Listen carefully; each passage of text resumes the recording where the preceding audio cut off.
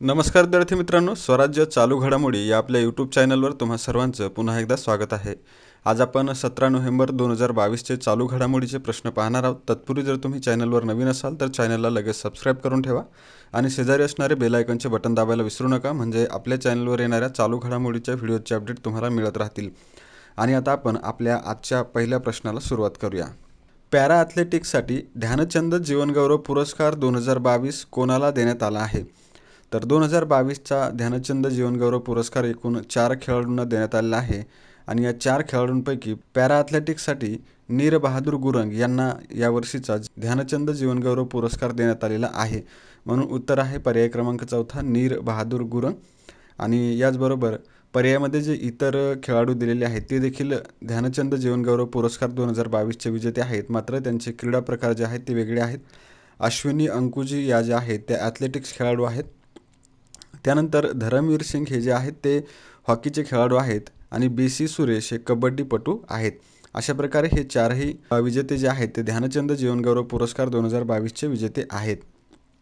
आणि हा ध्यानचंद जीवनगौरव पुरस्कार कोणाला दिला जातो? तर ज्या खेळाडूंनी त्यांच्या कामगिरीनं क्रीडा क्षेत्रामध्ये उत्कृष्ट योगदान दिलेलं आहे आणि त्याचबरोबर त्यांनी निवृत्तीनंतर देखील क्रीडा स्पर्धांच्या प्रचारामध्ये सातत्यानं योगदान दिलेलं असेल तर अशा खेळाडूंचा सन्मान करण्यासाठी ध्यानचंद जीवनगौरव पुरस्कार दिला जातो। याचबरोबर या पुरस्काराची सुरुवात लक्षात ठेवा, सुरुवात आहे 2002 सालची आणि याची जी रक्कम आहे ती म्हणजे 10 लाख रुपये रोख रक्कम अशा प्रकारचा हा पुरस्कार आहे। मग हा पुरस्कार कोणाकडून दिला जातो? तर पुरस्कार दिला जातो युवा व्यवहार आणि क्रीडा मंत्रालयाकडून। आणि त्याचबरोबर या पुरस्काराचे जे पहिले विजेते होते ते 3 व्यक्ती होते। त्यांचं नाव होतं शाहूराज बिराजदार, अशोक दिवान आणि अपर्णा घोष। आणि 2022ला किती लोकांना हा पुरस्कार देण्यात आला? तर 4 व्यक्तींना हा पुरस्कार देण्यात आलेला आहे।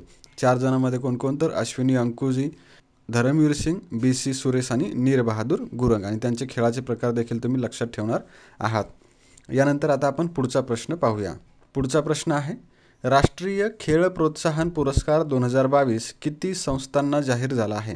तर 2022चा राष्ट्रीय खेळ प्रोत्साहन पुरस्कार यावर्षी एकूण 3 संस्थांना जाहीर झालेला आहे। म्हणून पर्याय क्रमांक 3 या प्रश्नाचं योग्य उत्तर आहे। तर यामध्ये 3 श्रेणी आहेत आणि त्या 3 श्रेणी अंतर्गत 3 संस्थांना हा पुरस्कार देण्यात आलेला आहे।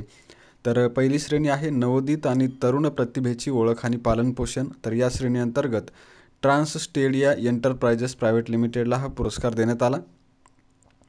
त्यानंतर दुसरी श्रेणी आहे कॉर्पोरेट सोशल रिस्पॉन्सिबिलिटीच्या माध्यमातून खेळांना प्रोत्साहन।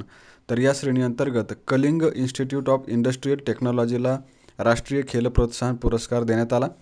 आणि त्याचबरोबर स्पोर्ट्स फॉर डेव्हलपमेंट या श्रेणी अंतर्गत लडाख स्की आणि स्नोबोर्ड असोसिएशन या संस्थेला हा पुरस्कार जाहीर झालेला आहे। तर हे जे पुरस्कार आहेत ते 30 नोव्हेंबरला राष्ट्रपतींच्या हस्ते वितरित केले जाणार आहेत, हे देखील लक्षात ठेवा। आणि राष्ट्रीय खेल प्रोत्साहन पुरस्कार जो आहे त्याची सुरुवात 2009ला झालेली असून हा पुरस्कार क्रीडा संवर्धन आणि विकासाच्या क्षेत्रामध्ये लक्षणीय भूमिका बजावणाऱ्या संस्थांना दिला जातो, हे देखील आपण लक्षात ठेवणार आहात। यानंतर पुढचा प्रश्न आहे, राष्ट्रीय खेळ पुरस्कारांपैकी मौलाना अबुल कलाम आझाद चषक 2022 कोणत्या विद्यापीठाला जाहीर झाला आहे? तर मौलाना अबुल कलाम आझाद चषक जे आहे ते 2022 या वर्षासाठी पंजाबमधील अमृतसरच्या गुरु नानक देव विद्यापीठाला जाहीर झालेलं आहे। म्हणून उत्तर लक्षात ठेवा, पर्याय क्रमांक 4 गुरु नानक देव विद्यापीठ अमृतसर याचं योग्य उत्तर आहे। तर मौलाना अबुल कलाम आझाद चषक जे आहे त्याची सुरुवात 1956-57 पासून झालेली असून ही चषक किंवा हा पुरस्कार आंतरविद्यापीठ स्पर्धांमध्ये एकूण सर्वोच्च कामगिरी करणाऱ्या विद्यापीठांना दिला जातो, हे लक्षात ठेवायचं आहे। आणि 2022चा मौलाना अबुल कलाम आझाद चषक पुरस्कार जो आहे तो कोणाला देण्यात आला? तर अमृतसरच्या गुरु नानक देव विद्यापीठाला जाहीर झालेला आहे। आणि हा पुरस्कार कोणाकडून दिला जातो? तर केंद्रीय युवा व्यवहार आणि क्रीडा मंत्रालयाकडून हा पुरस्कार दिला जातो। राष्ट्रीय क्रीडा पुरस्कारांपैकी हा एक पुरस्कार आहे। आपण कालच्या व्हिडिओमध्ये राष्ट्रीय क्रीडा पुरस्कारांचे काही पुरस्कार पाहिले होते आणि त्यातले राहिलेले जे पुरस्कार होते ते आपण या व्हिडिओमध्ये पाहत आहोत। त्याचबरोबर या ठिकाणी जे पर्यायामध्ये विद्यापीठ आहेत त्यांच्याबद्दल देखील या करंट इयरमध्ये काही मुद्दे चर्चेत राहिले आहेत, ते आपण पाहूया। तर जैन विद्यापीठ जे आहे ते खेलो इंडिया युनिव्हर्सिटी गेम्स 2021मध्ये सर्वाधिक सुवर्णपदक जिंकणारं विद्यापीठ ठरलेलं आहे। त्यानंतर अमृता विश्वविद्यापीठ जे आहे ते द इम्पॅक्ट रँकिंग 2022मध्ये भारतातून पहिलं विद्यापीठ ठरलेलं आहे. त्यानंतर गुजरात विद्यापीठ आहे, तर गुजरात विद्यापीठानं महिला उद्योजकांसाठी स्टार्टअप व्यासपीठ सुरू केलं आहे, ज्याचं नाव हर स्टार्ट असं आहे. हे देखील लक्षात ठेवायचं आहे. यानंतर पुढचा प्रश्न आहे, कोणत्या अंतराळ संस्थेनं चंद्राचा अभ्यास करण्यासाठी आर्टेमिस 1 मिशन चंद्रावर पाठवलं आहे? तर चंद्राचा अभ्यास करण्यासाठी आर्टेमिस 1 हे जे मिशन आहे ते नासाकडून पाठवण्यात आलेलं आहे. म्हणून पर्याय क्रमांक 2 नासा या प्रश्नाचं बरोबर उत्तर आहे. नासा का आहे, तर अमेरिकेची अवकाश संशोधन संस्था आहे आणि याच नासानं आता चंद्राचा अभ्यास करण्यासाठी आर्टेमिस हे मिशन जे आहे ते सुरू केलेलं आहे. तर आर्टेमिस मिशनबद्दल आपण बेसिक माहिती या स्लाईडमध्ये पाहूया. चंद्रावर जाण्यासाठी अवकाशवीरांची जी पहिली मोहीम होती तिचं नाव काय होतं, तर अपोलो, आणि अपोलोची बहीण असणारी ग्रीक देवता आर्टेमिस या देवतेवरून ह्या दुसऱ्या मोहिमेचं नामकरण काय केलेलं आहे, तर आर्टेमिस असं केलेलं आहे. त्याचबरोबर आर्टेमिस मिशन अंतर्गत नासा काय करणार आहे, तर चंद्राच्या पृष्ठभागावर अगोदर जो अभ्यास केला आहे त्यापेक्षा अधिक संशोधन आता नासा या ठिकाणी करणार आहे.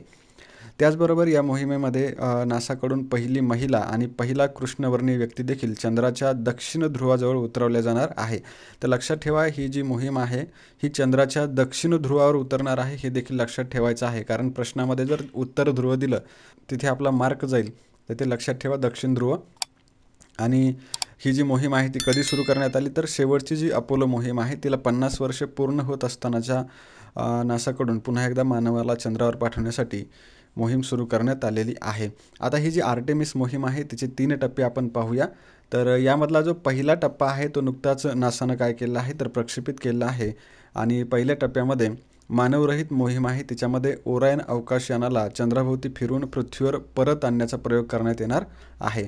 तर अशा प्रकारे पहिला टप्पा जो आहे तो लक्षात ठेवायचा आहे. आणि नासानं या पहिल्या टप्प्याचं म्हणजेच आर्टेमिस 1 या मिशनचं जे लॉन्चिंग आहे ते कधी केलं, तर 16 नोव्हेंबर 2022ला केनेडी स्पेस सेंटर या ठिकाणावरून हे आर्टेमिस 1 मोहिमेचा जो टप्पा आहे तो लॉन्च केलेला आहे.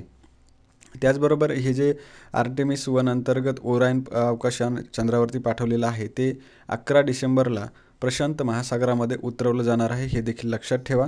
आणि या मोहिमेमधून मिळणाऱ्या माहितीच्या आधारे मानवाचा समावेश असणाऱ्या पुढील 2 आर्टेमिस मोहिमांची आखणी देखील करण्यात येणार आहे. आणि या मोहिमेच्या प्रक्षेपणासाठी नासानं आत्तापर्यंतच्या सर्वात शक्तिशाली स्पेस लॉन्च सिस्टम या रॉकेटचा देखील वापर केलेला आहे. आणि यानंतर आर्टेमिस 2 हा जो टप्पा आहे त्याबद्दल आपण माहिती घेऊया. तर आर्टेमिस 2 अंतर्गत चंद्राभोवती अंतराळ प्रक्षेपण प्रणाली आणि ओरियन अंतराळाची पहिली क्रू उड्डाण चाचणी असणार आहे. म्हणजेच काय, तर या आर्टेमिस 2 या टप्प्यामध्ये अंतराळवीर या यानामध्ये जाणार आहेत, मात्र ते चंद्रावर न उतरता चंद्राला प्रदक्षिणा घालून काय करणार आहेत, तर परत येणार आहेत. आणि आर्टेमिस 2 टप्पा जो आहे तो आता आर्टेमिस 1च्या नंतर सुरू होईल. ज्यावेळेस आर्टेमिस 1 टप्पा सक्सेस होईल त्याच्यानंतर दुसरा टप्पा नासा सुरू करेल.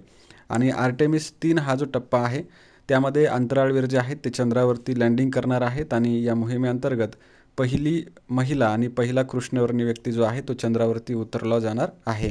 आणि ही मोहीम 2025पर्यंत लॉन्च होण्याची शक्यता आहे. तर अशा प्रकारे आर्टेमिसचे 3 टप्पे तुम्ही लक्षात ठेवणार आहात. आणि त्याच्यामध्ये अवकाशयान जे वापरलं जातं ते त्याचं नाव आहे ओरायन, हे देखील लक्षात ठेवा. आणि यानंतर आता आपण पुढचा प्रश्न पाहूया. प्रश्न आहे, G20 समूहाची स्थापना कोणत्या वर्षी करण्यात आली होती? तर G20 समूहाची स्थापना जी आहे ती 1999 साली करण्यात आली होती. म्हणून उत्तर आहे पर्याय क्रमांक पहिला 1999. आणि याचबरोबर G20 म्हणजेच ग्रुप ऑफ 20बद्दल बेसिक माहिती पाहणं गरजेचं आहे. तर जिची स्थापना झाली आहे 26 सप्टेंबर 1999 साली. आणि सध्या G20चे सदस्य आहेत 20. त्यामध्ये 19 देशांचा समावेश असून एक युरोपियन युनियन देखील त्यामध्ये आहे. आणि अशा प्रकारे तिची सदस्य संख्या किती होते, तर 20 होते. आणि G20ची पहिली शिखर परिषद जी आहे ती 2008 साली अमेरिकेमध्ये झाली होती, हे देखील लक्षात ठेवा. तेव्हापासून G20च्या शिखर परिषदेला सुरुवात झालेली आहे. स्थापना कधी झाली, तर 1999ला. मात्र शिखर परिषदा कधीपासून आयोजित केल्या जातात, तर 2008 पासून. त्यानंतर G20चे सध्या अध्यक्ष कोण आहेत, तर नरेंद्र मोदी हे भारताचे पंतप्रधान G20चे सध्या अध्यक्ष आहेत. म्हणजे 1 डिसेंबरपासून बनणार आहेत, हे देखील लक्षात ठेवा. त्यानंतर G20साठी शेर्पा कोण असणार आहे, तर अमिताभ कांत हे G20चे शेर्पा असणार आहेत. आणि हा जो G20 समूह आहे तो आंतरराष्ट्रीय आर्थिक स्थिरता, हवामान बदलाशी संबंधित समस्या आणि शाश्वत विकास यासारख्या जागतिक अर्थव्यवस्थेशी संबंधित प्रमुख समस्यांचं निराकरण करण्यासाठी कार्य करतो हे आपल्याला माहीत असलं पाहिजे. आणि G20चं जे उत्पादन आहे ते जगाच्या 80% आहे आणि व्यापार जो आहे तो 75% जगाचा व्यापार G20 ग्रुपचा आहे. त्याचबरोबर G20 ग्रुपमध्ये जागतिक लोकसंख्येच्या 2/3 एवढी लोकसंख्या असून जगाच्या भूभागाच्या 60% भूभाग G20चा आहे. आता हा जो पॉईंट आहे हा ऑलरेडी परीक्षेला विचारलेला आहे, तर तुम्ही ते लक्षात ठेवणार आहात. आणि याचबरोबर आता आपण पुढचा प्रश्न पाहणार आहोत. पुढचा प्रश्न आहे, G20 परिषदेच्या मसुद्यामध्ये समाविष्ट करण्यात आलेलं सध्याच्या काळ युद्धाचं नाही हे विधान कोणाचं आहे? तर G20 परिषदेच्या मसुद्यामध्ये नुकतंच सध्याचा काळ युद्धाचा नाही हे पंतप्रधान नरेंद्र मोदी यांचं विधान समाविष्ट करण्यात आलेलं आहे. म्हणून पर्याय क्रमांक 2 नरेंद्र मोदी या प्रश्नाचं बरोबर उत्तर आहे.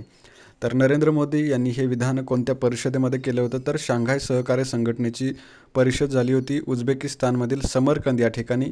आणि याच परिषदेमध्ये भारताचे पंतप्रधान नरेंद्र मोदी यांनी सध्याचा काळ युद्धाचा नाही हे विधान रशियाचे अध्यक्ष व्लादिमीर पुतिन यांच्यासमोर केलं होतं. आणि म्हणून या विधानाला G20च्या ठरावाच्या मसुद्यामध्ये काय केलेलं आहे तर समाविष्ट केलेलं आहे. हे आपल्याला लक्षात ठेवायचं आहे.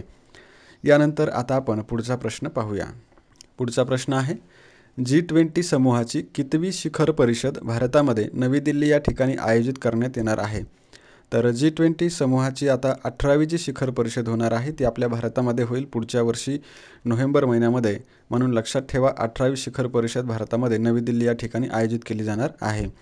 मग आता G20ची 17वी जी शिखर परिषद आहे ती कोणत्या ठिकाणी पार पडली? तर ती इंडोनेशियातील बाली या ठिकाणी पार पडलेली असून 15 व 16 नोव्हेंबर 2022 दरम्यान 17वी शिखर परिषद झालेली आहे.